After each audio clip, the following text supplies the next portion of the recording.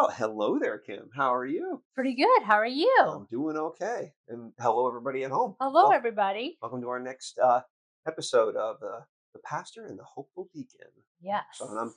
Tony Pagato, pastor at Dinky Memorial Lutheran Church in Ashfield and St. John's Lutheran Church in Mahoning. And I am Kim Gerhard, soon to be, I think I'm going to say Minister Kim. I don't like Minister Gerhard. No, okay, all right, What okay. do you think sounds better? I think Minister I Kim. like it. I guess I lean toward. Obviously, everybody calls me Pastor Tony because Yeah. I like it's more a little more personal, a little more approachable in that regard. So, Yeah. yeah. I like Minister Kim. I don't know. Okay. I'd rather be called Kim than anything. So Minister Kim, but There you go. All right. Sounds good. but Sounds I'm good. not Kim. Okay. All right. And so many people just call me Tony too. It's all right. What are we getting into today? So today we're going to talk about our sense of call. All right. What brought us to ministry, Yes. Okay. right? Yes. Yeah. Because for everybody, it's different. Everybody's sense of call comes to them in a different way. Yes. So I have spoken with people that they heard a voice clearly in their head say, "You need to do this," and lay it out. Now, for me, it was a very different route. It just took some hammering over time and redirection. So But yeah. So you were still young, though, when you went through yeah. seminary. Well, younger, yeah, younger there. But I would say my sense of call, I got to go way back. All right. So when I was a kid and I would go to church, I can Hmm. remember coming home after church on Sunday and I would play church in the house. Oh, I wow. would actually set things up, and I was the pastor in that at times, and I would lead worship. So Nice. I can remember doing that. And the day I was confirmed, I was 14 years old. It was in 1987. Okay, yeah. I don't remember the exact date. I just know it was then. So it was spring of '87, and one of my Sunday school teachers came up to me, Terry Ritter. Her name is Ritter. So she came up to me the day of confirmation. Tony, one day I think you'd make a great pastor. And I laughed. I was like, "Yeah, right. No way." And I still like to say something to my pastor at the time there, who was confirming me, Mm. Reverend Clark Kuntz. He was my pastor. I said, "Pastor Kuntz, did you hear what Mrs. Ritter said? She thinks one day I'd make a great pastor." And he looked at me and he rolled his eyes and said, "Yeah, we'll see." so, so that was, I remember that. That was fun. But for me, that's how my sense of call came along. It was like little seeds, just little nudges here and Mhm. there. So I kind of look at, rather than it being a sudden boom switch and change, like you think of Saul who got his call, being knocked from his horse, the Yes. light and name change to Paul, and Mhm. he has this sudden change. Mine was something that was more gradual over many years. So I kind of I liken it to, like, if you're a ship on the ocean and you want to change your direction, one little change here, 1 degree of change Mhm. doesn't make much difference right here where you're at. But the further you go in life, the further you are from where your destination you were originally Right. intended for, right? And that's how I saw it. I just kept getting these little nudges throughout life. So there's there's Mrs. Ritter is sharing that. There is um when I was in my when I was a teenager, I was involved with the youth group and just little things starting to fall in love with the church there when I was in my teens, and then when I was in my 20s, I was serving on council. And through an invitation of someone, the council president, saying, "Hey, we want to get younger people involved," and so that invitation got me involved in that level of leadership within the church. And then I became really good friends with the associate pastor at the church at the time at Hope Lutheran Cherryville, Gene Zeiser. He was just a few years older than I was, and we became good friends working together. Things, and then one day we're having a conversation, and he said, "Tony, have you considered the ministry?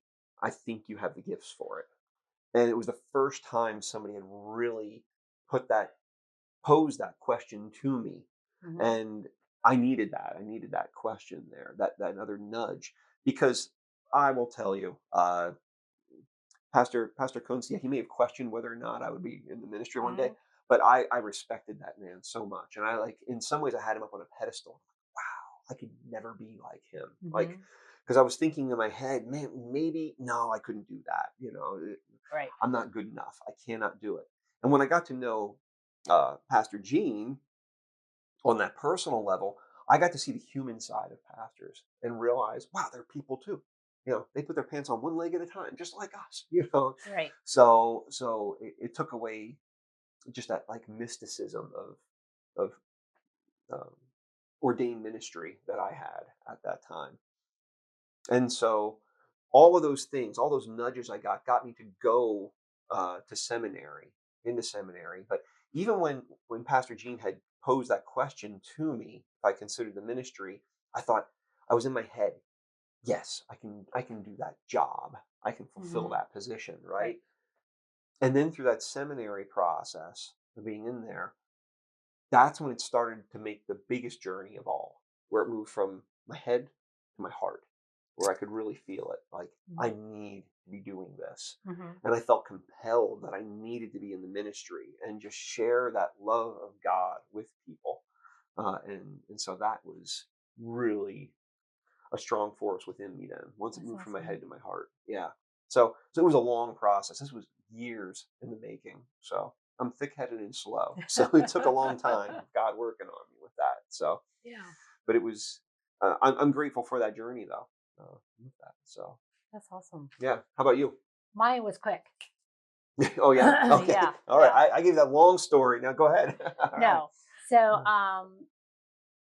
I remember Bishop DeForest. He was our pastor at St. John at the time. Mhm. And he had come along, and I was just diagnosed with breast cancer. And he said, "Oh, the reason why they got in the ministry is because Pastor Allison. She was a breast cancer survivor." Mm. And I'm thinking, "Oh, yeah, that's not going to be. I'm not going into ministry because I got breast cancer. Like, how stupid can that be? You know?" So, and again, I continue to do my grief share, and then I opened up the boutique. And um, prior to that, I worked for a PPL, and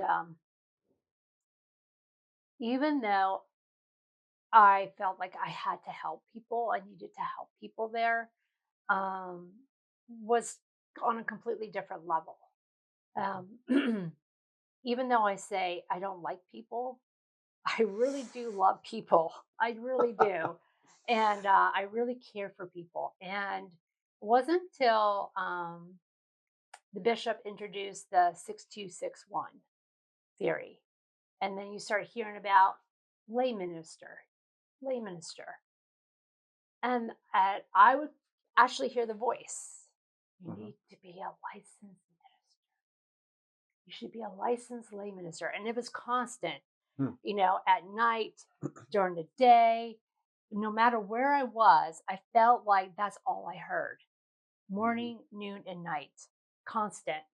So I do have a friend who is a pastor. He is my spiritual guide. Mhm. And I said to Larry, I said, "Hi, Larry. I keep hearing this and I keep praying to him, what does he want me to do? But this is all I hear is licensed lay minister, licensed lay minister." And he's like, "Why don't you think he's talking to you?" I'm like, "Yeah, he is talking to me, duh." So, so I talked to you Mhm. about it and we filled out the form, and I got this huge, like, sense of relief. Like, Ah. you knew it was right. Mhm. And then I didn't hear it. Like this sense of serenity just kind of Yeah. overcoming you. Yes. It Mhm. was like the weirdest thing. Um, and then I started class and it was like, wow, I absolutely love this. Mhm. And I fell in love with the theology and I just want to go deeper and deeper and deeper. And If I can just say, yeah, when you came to me and started talking to me about the courses you were taking, to hear your passion that you had for it and your love of it, that was inspiring for me. It really was yeah. to hear. Yeah. I mean, So. I have to say, after every class, I bawled. even in Aw, the fair middle enough. of classes, because my love for God has gotten so deep. Mhm. It is just like, I can't explain it.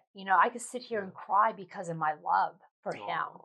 Aw. But also meeting you too. Like you said, you have the pastor, you have them up on this pedestal that they're not human beings, and but to see you and how relaxed you are and how easy you are to talk to and everything, I'm like, yes, that's me. Hmm. My love for people. But I also knew that I don't want to be s- I don't want to be church. Mhm. I don't want to preach every Sunday. I have to say the last 4 that I did enjoy giving. Mhm. Um, even though it keeps me up all night and, all week, and that I Well, can't sleep. yeah, it's important for you. You wanna make Right. sure you're being well, you wanna make sure you do a good job, but you wanna be faithful to God. Right. God, am I being faithful to you in what I am And sharing am here? I Yeah. sharing what you want me to share with you in this Correct. particular Yes. time? Right. Like my last sermon, I rewrote 2 times Mhm. because I just every time I wrote it, I'm like, yeah, I know. This isn't what you want me to say. I Mm. rewrite again. Yeah, no, this is not it. Yeah. You know, yeah, so And when it's getting and then through that process, wanting to make sure you're keeping yourself out of the way and listening to God and what it right. is, keeping the ego in that Yes. at bay, so that it's God speaking, not Yes. us. And I attribute and I well connect that I should say with with our sense of call to make Mhm. sure: Am I doing this for me? Am I doing Right. this for any recognition? Or am I doing this because God is calling me here Right. to be sharing that love? And I think that was a big part of my journey within there. Right. Yeah. Yeah. Yours, you wanted nothing to do with it to begin with, so No, it I wasn't. didn't want nothing to do with it in the beginning Yeah, because I'm like, there's no way I could do that. There's just right. no possible way. But, when you got introduced to the licensed lay ministry program, it's like, yeah, like I can so do this. And then I decided, I talked to you about becoming a deacon. Mhm, I filled out my application, and one of the things is I got to meet a deacon. mm, And she's like, Kim, you can still do the boutique. You don't have to go to another state to, do any kind of um, apprenticeship and stuff like that. mhm, Your boutique can be your first call. You don't have to have it any other mhm, way. And that was my I think my biggest thing is that, when you go off to seminary, you have several hours that you need to accomplish mhm, to, become ordained. And I don't one owning the boutique and stuff. I don't have that time to, oh, I can't see you today. I have to go do this ministry thing. mhm, Um, but when they put it into my life and how God revolves around my life now, it was like, wow, this is so doable. right. And Yeah, and I think what you're sharing there is enormous when we're talking about call, because I believe anyone and everyone receives a sense of call. yes, Okay, it does not necessarily mean ordained ministry or becoming a deacon or an yes, LLM. We have a sense of call in sharing the love of God in whatever it is that we are doing, and right, maybe to whatever it is that we are doing. There are some who are called to be teachers. We read in hmm, scripture of that, yes, and that. So it can be teachers, it can be doctors, it can be nurses, and not just providing that. It could be people in public service that yes, are out there. Um, I don't care what position you are in. If you're a factory worker, you are still have a sense of call within that and being able to share that love of God with the people around you and what exactly, you say and what you do, how you carry yourself, how you interact with others. We all have that sense of call in some right, way. right. So, And I just, uh, I'm just still in awe by it, yes. Hmm. because when you really listen, and I tell God all the time, like, listen, I don't get the subtle hints. I mean, he's even talking to me, and I still don't Yes. get it. I say, Hmm. you literally got to slap me upside the head and put it right here, and then I may find it. I Yes. may hear you, Right. Yeah. but yes, it's just being aware and And listening. being aware and listening. And I think that an important aspect of this is to make sure all of us, when we're exploring that sense of call within us, that we are coming back to prayer Hmm. and starting there with that. Yeah. Um, I go back to my call to Dinky to come here. Hmm. My first call up at St. James in Nescapec. I had been there for 4 years, and well, I met Erica up there. So when Hmm. I married her, uh, I married into part of the congregation. She was not a member of the congregation there, but she had family members who were, and it was making this weird dynamic, within there. Uh, am I Tony, the person I relate to, or am I Pastor Tony? And I think the one that really set it off for me is one of her young cousins came up to me at a family function. He was, "Hey, Pastor Tony," and he just kind of stopped and looked at me like, "What do I call you? Who are you?" You know what I Right. mean? And I'm like, "Okay, I something needs to change here." You know what I mean? Yeah. But I felt this guilt for leaving that congregation, like I was leaving them high and dry, Hmm. and that was weighing on me. That guilt was really heavy, and so I prayed. And I can Hmm. remember there was a cemetery across the street from the church, and I just went for a walk through the cemetery. I thought, I'm going to be in the midst of all of those who have been a part of this congregation, all those generations, and like almost like having a conversation with all those Oh, generations yeah, that's prior pretty to that. cool. You know what I mean? And just walking through the cemetery and just praying, what should I be doing now? What is best for this congregation? What was best for me in my call? Where should I be? What should I be doing? I remember I turned and I looked at the church, and you said before about feeling that sense of calm of it. Hmm. I just felt this. It was almost like this blanket just come over Yeah. me in that moment as I looked at the church, just come over me. And there was not a clear voice, but I knew in my heart, I'm getting chill. I I'm know. getting I goosebumps. got I goosebumps. have Look at. goosebumps right now just Yeah, thinking about me that. too. It was such a powerful experience for me, right? And it just come over me completely. Although it wasn't a clear voice, I just knew it was like, they're okay. I'm going to take care of them. You need to go. You know what I mean? And it was just like that defined it for me right there. Like, okay, I can go now. And that's when I Yeah. was able to finally explore a different call and go somewhere. So Yeah. Yeah. yeah. So when we have those experiences of trying to explore, could God be nudging us or calling us in a different direction or somewhere to go, starting with that prayer and that conversation with God, and inviting other voices into it Yeah. as well to be a part of that. Like you were talking with a deacon who was in there, and Uh-huh. others, your Yeah. spiritual director, you know what I mean? Yeah. All of those people you bring into the fold within there. Because I think God is speaking through all of those voices. Yeah. Exactly. Yeah. Yeah. I have to say, one of my first courses at Moravian Seminary is called Crossroads, and Hmm. anybody who is thinking about ministry, I would recommend them taking this course. Hmm.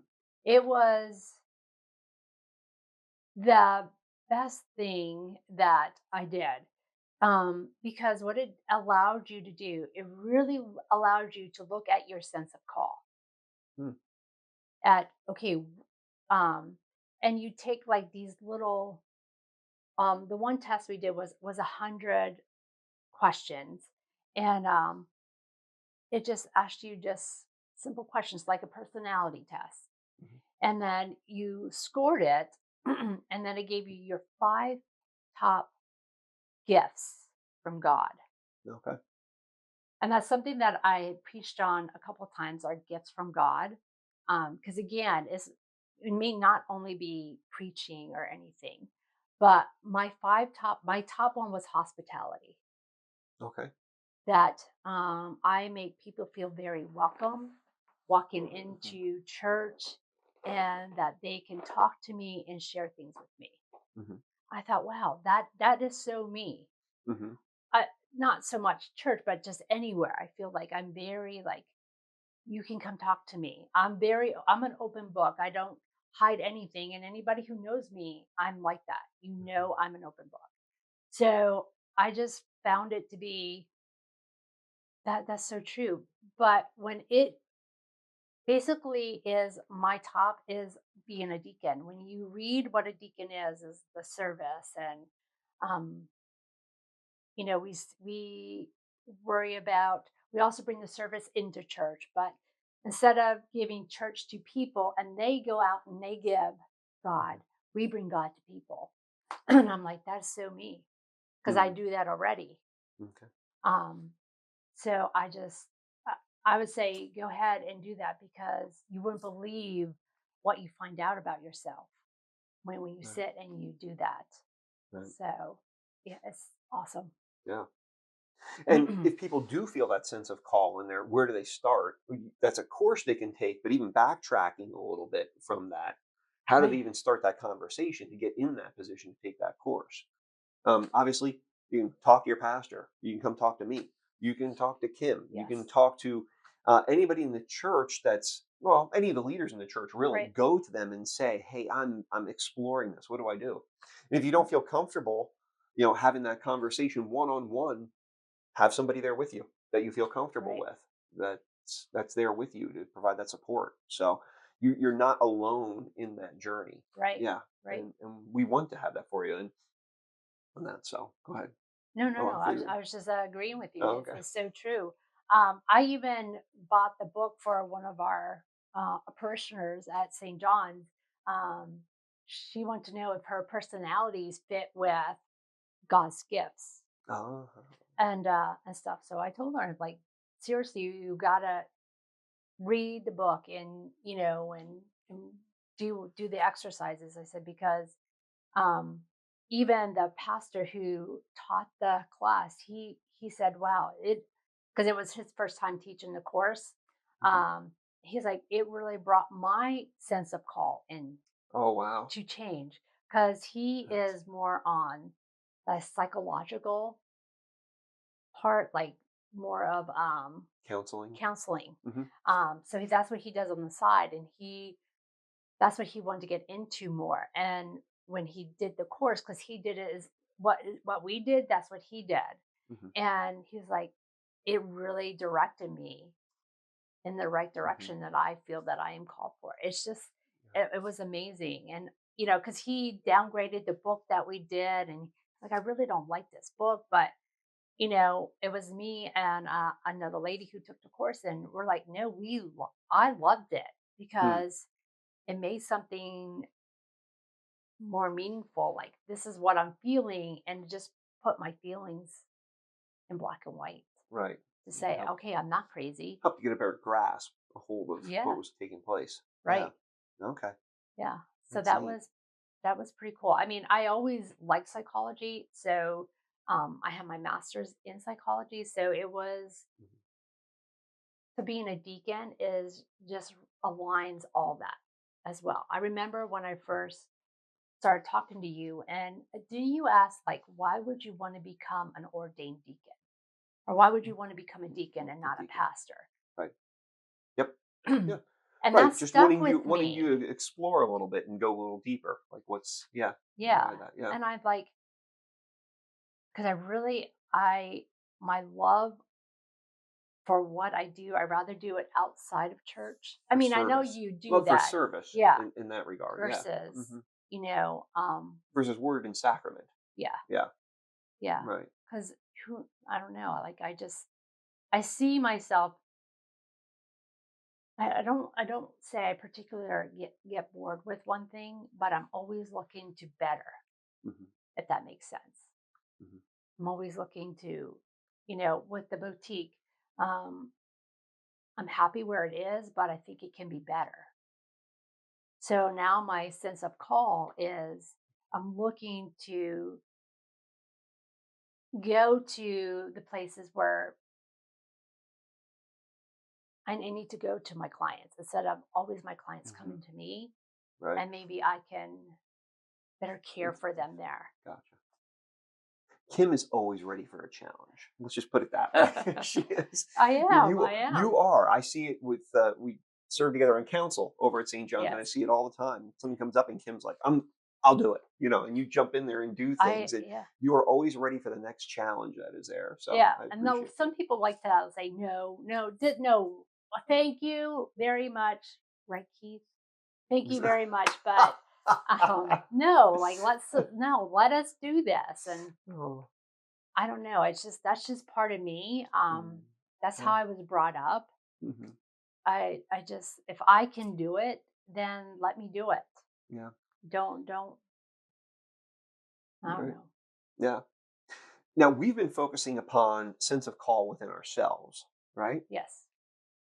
What about if we notice something within someone else and we want to encourage them? That's something I think is really important within the church as well. Encouraging those that we see gifts within. Because I come back to my own call Hmm.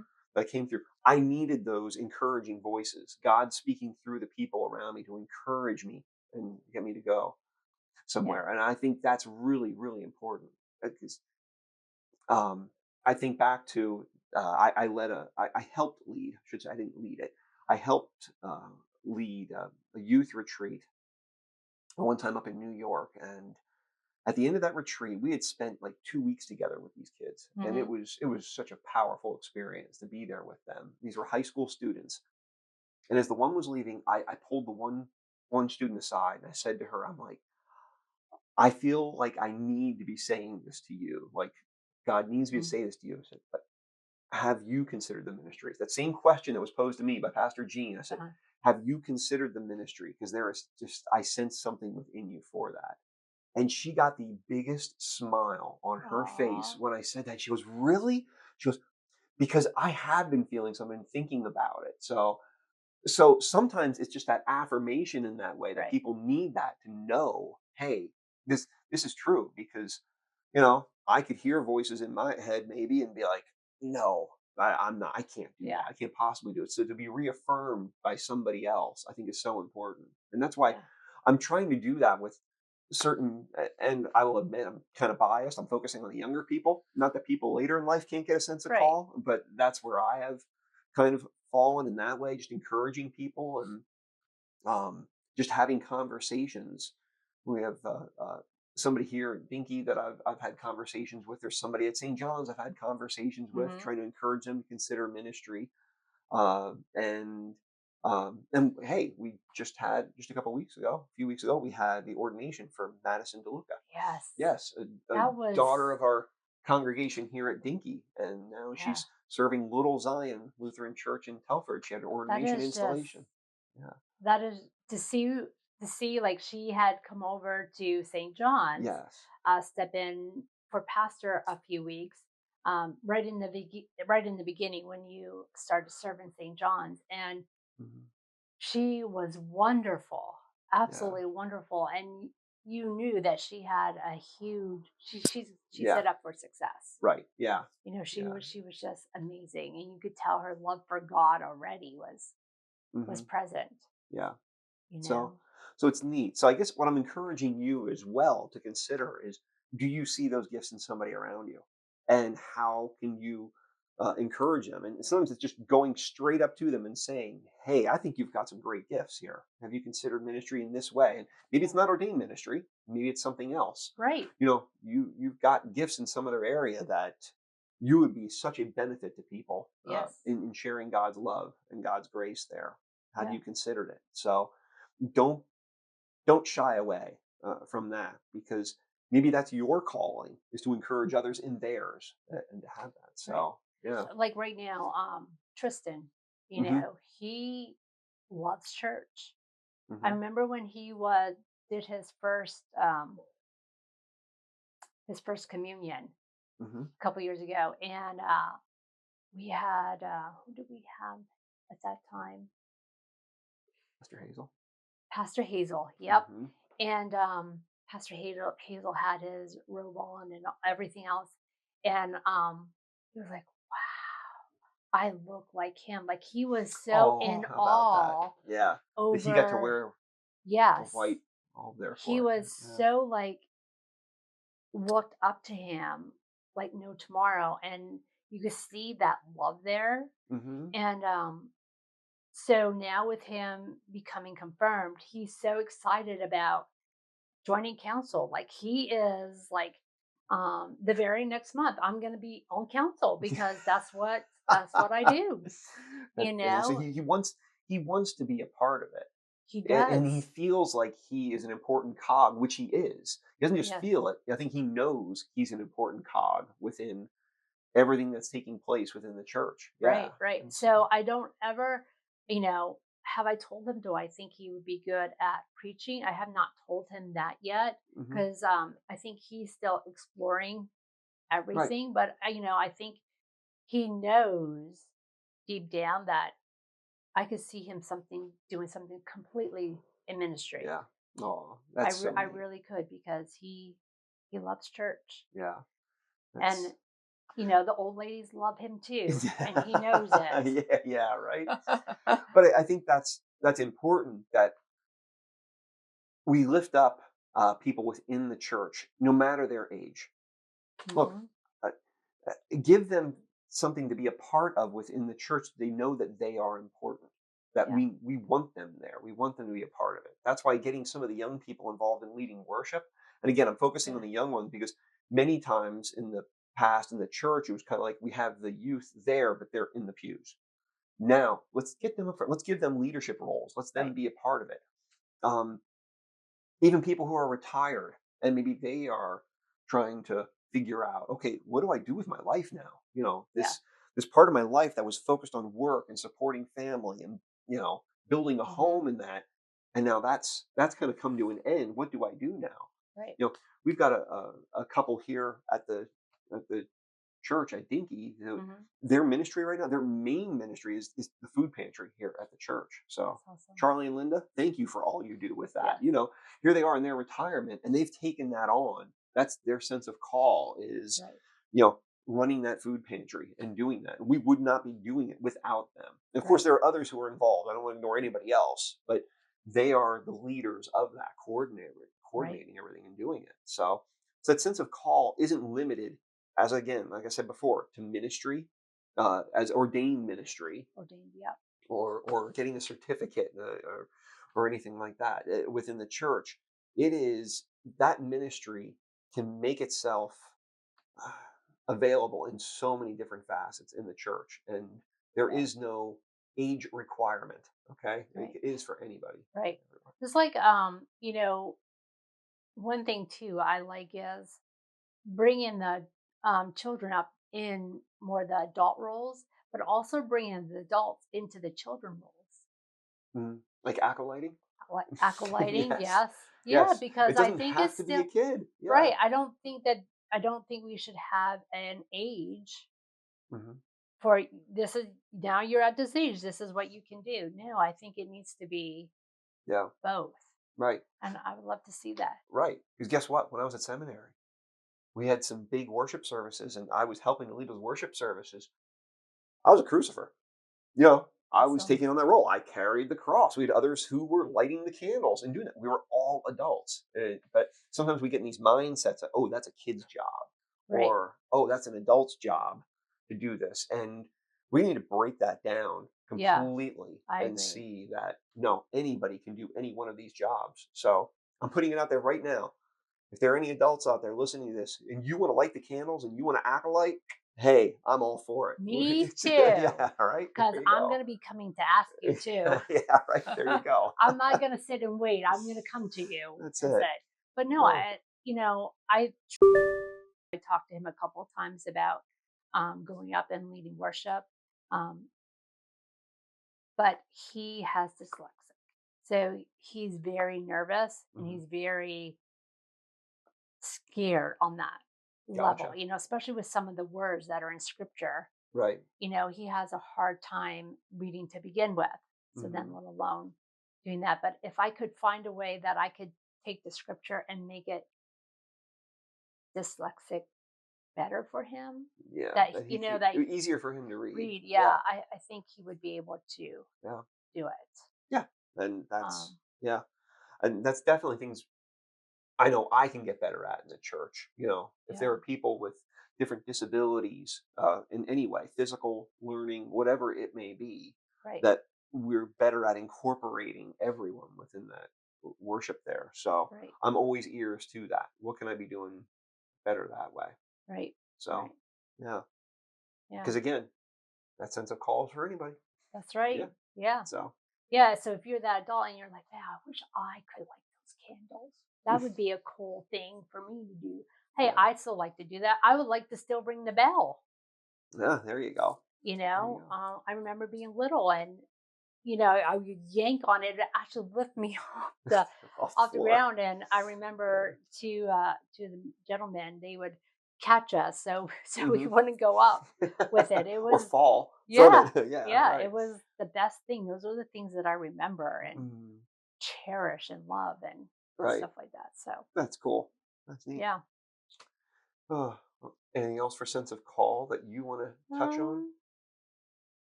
oh, I do wanna ask you, so I know that when you go to become a pastor or a deacon, Mhm. whatever that is, you have to already have your undergrad. Mm, So, if somebody wanted to become a pastor, would you tell them to take up theology in school? Like what did you take? What was your undergrad? basket weaving. No, I'm That's kidding. No, it was not. No, it was not. My undergrad was psychology as well. oh, psychology. Yep, yep. So I was up at East Stroudsburg for that and got my degree from there in psychology. But studying what you're passionate about, that is Hmm. it. That is the most important thing because, hey, if you're passionate about finances, guess what? We church needs work and finances there. You know what I mean? You need Yep. to be able to work with that. It doesn't matter what it What it is. is. There is ministry in all avenues of life. There's a way to provide ministry for it. Right. So I think any one of those degrees can be helpful in some way. Yeah. My undergrad So is in business. So like if you think about church is business, right? there's a business aspect Aspect to it. of it. There's an Yeah. aspect of that. Yeah, right. Yeah. So yeah, so that can come into play there. So yep, what are you passionate about? So I Right. wouldn't don't pigeonhole yourself and think I need to do this because you could be limiting what it is that God is calling Right. you to do in Right. some way. Because I'm sorry, go ahead, you do Mhm. that and then I'll come back to it. I was gonna say we have one pastor in our synod that he is a part-time teacher. He's a pastor. Hmm. He's IRS. He works for the Yes, IRS. right. He's something else yet too. Well, he works in the bishop's office. Bishop's So, office. Yeah. yeah, yeah. So So it does all it's kinds of Pastor things. Ken Melber. Well, Yeah. maybe. Yeah, Yeah. there you go. So Yeah. again, I mean, so it's endless, Right. Oh yeah. There's no end to it there. Yeah. right? And what it could be and how you could use it. Yeah. Yeah. Which I think is pretty cool. Yeah. And we're Good. gonna skip my final thought because it just went out of my head. Oh, So I hate must have that. been a lie. I don't remember. Yeah. I Hey, don't that remember what it means was. you have too much on your mind. That's Yeah, usually is what that it? happens to me. I have I way too like much on my mind. I like that excuse better than it was a lie. All right. So Yeah. that's an old It's so phrase true I heard though. when I was young. Yeah. Yeah. Yeah. So but yes, so sense of call, there is no one simple way to define it. Nope. It's it is multi-layered, multifaceted, and there's so many working parts to it, and it is wonderful. And so I encourage you, no matter who you are, where you find yourself in life, God is calling you to something, somewhere. So I pray you may keep yourself open to that call, open to that voice of God speaking to you to encourage you and sharing that love and grace with those who need to hear it. Yeah. I So, completely agree. yeah, You know, even if you don't hear the voices, if somebody's still talking to you about it, like that's probably God talking to you. right through them. Yeah. Yeah. Yeah. If there So are other voices in your head, well, we have people we can refer you to for we that. can. But yeah, but that's, yeah. That we can help Yeah, with. yeah, right.